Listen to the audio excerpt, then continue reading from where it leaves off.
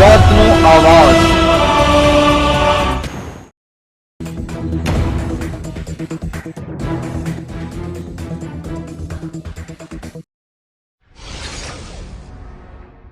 સુરત ખાતે વીર નર્મદ સાઉથ ગુજરાત યુનિવર્સિટીમાં FSAI સાથે હર્બલ લાઈફના સંયુક્ત ઉપક્રમે ઈટ રાઇટ મિલેટ્સ મેળાનું સુંદર આયોજન કરવામાં આવ્યું। સુરત ખાતે આવેલી વીર નર્મદ સાઉથ ગુજરાત યુનિવર્સિટી કેમ્પસમાં મિલેટ્સ અવેરનેસ કાર્યક્રમનું સુંદર આયોજન કરવામાં આવ્યું હતું।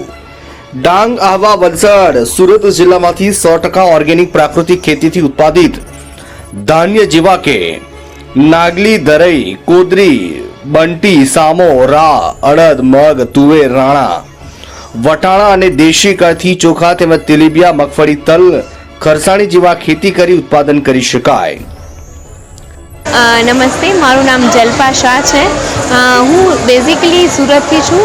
પાર્લે પોઈન્ટ રેખાબેન્સ નમકીન મારી શોપ છે। અમે ત્યાંથી આવીએ છીએ।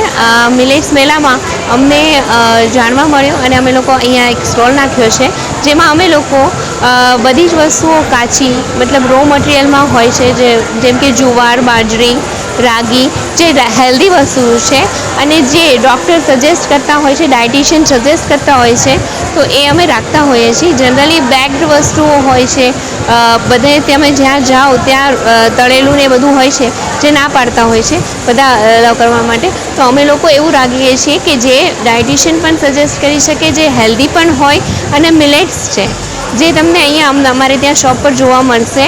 અમારે ત્યાં બધી જ રેન્જ મળી જાય છે, જુવાર, બાજરી, રાગી, ઓટ્સ બધું જ તમને ખાવા મળશે।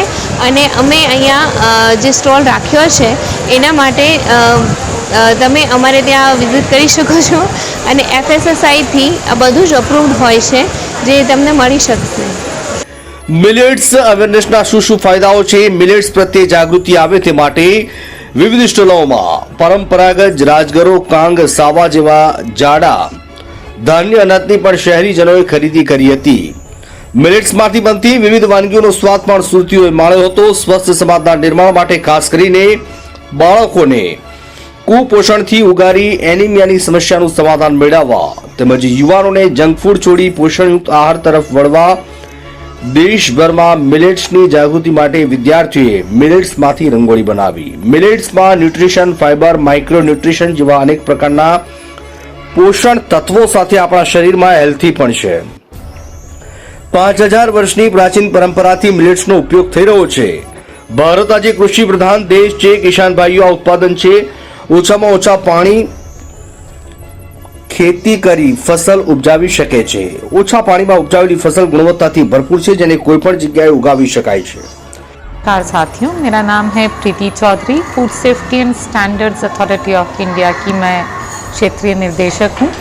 आपके सूरत शहर में आज बहुत ही सुंदर कार्यक्रम हुआ जिसमें आप सभी ने शिरकत की होगी और मुझे आशा है कि आप सभी को पसंद भी आया होगा। इसके छोटे से जो उद्देश्य मैं आपको बताना चाहूँगी। हम लोग 2023 को इंटरनेशनल ईयर ऑफ मिलेट्स के तौर पर मना रहे हैं और भारत की ही पहल पर UN जनरल असेंबली ने इसे इंटरनेशनल ईयर ऑफ मिलेट्स के तौर पर अपनाया था। अब इसके short term, long term perspective की अगर ऊपर बात की जाए तो आप सभी जानते हैं कि खाद्य सुरक्षा तो हमें कब की मिल चुकी है।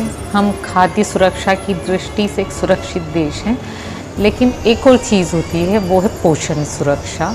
और पोषण सुरक्षा एक ऐसी चीज़ है जिससे हमें 21वीं शताब्दी के ये 2 दशकों के बाद में अब प्रगाढ़ रूप से काम करना है। तो मिलेट्स एक ऐसा अवसर प्रदान करता है जिसमें न्यूट्रिशन, फाइबर, माइक्रो न्यूट्रिएंट्स और सभी तरह के पोषक तत्व है और साथ ही साथ हमारी बॉडी के लिए हेल्दी है। स्पेशली देखा जाए तो हमारी ये प्राचीन परंपरा से जुड़ा हुआ है। 5000 साल की जो हड़प्पन कल्चर है, हम वहाँ से मिलेट्स का प्रयोग देख रहे हैं।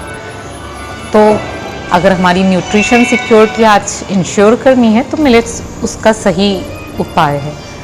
दूसरी चीज़ मैं आपको और बताऊंगी कि हम आज भी एक कृषि प्रधान देश हैं, तो फार्मर सिक्योरिटी हमारे लिए बहुत इम्पॉर्टेंट है, बहुत महत्वपूर्ण है।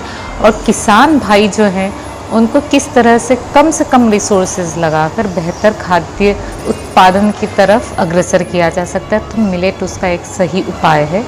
कम पानी में होने वाली ये फसल गुणवत्ता से भरपूर है, इसे किसी भी क्षेत्र में उगाया जा सकता है। तो मैं भारत सरकार के 3 महत्वपूर्ण उद्देश्यों को आपके सामने लेकर आना चाहती थी: न्यूट्रिशन सिक्योरिटी, फूड सिक्योरिटी और फार्मर सिक्योरिटी। मुझे लगता है कि हम सभी को इस पर लगातार मिलकर काम करना होगा और भविष्य में हम कुछ बेहतर कर सकेंगे, हमारी इकोनॉमी के लिए, सोसाइटी के लिए और एज अ होल कंट्री के लिए। तो थैंक यू वेरी मच। આ કાર્યક્રમમાં એફએસએસઆઈના પશ્ચિમ વિભાગના પ્રાદેશિક ખેત પેદાશો જુવાર બાજરી રાગી નિયામક સુશ્રી પ્રીતિ ચૌધરી, વીર નર્મદ યુનિવર્સિટીના vice chancellor Kishorsinh Chavda, herbal લાઇફના સિનિયર ડાયરેક્ટર હરીશ પંત ઉપસ્થિત રહ્યા હતા. મોટી સંખ્યામાં શાળાના બાળકો સહિત યુનિવર્સિટીના છાત્રોએ તેમજ નવસારી, વલસાડ, ડાંગ, તાપી, સુરત, ભરૂચ જિલ્લામાંથી અનેક લોકોએ ભાગ લીધો હતો. સુરતથી શહેબાજ પઠાણનો રિપોર્ટ.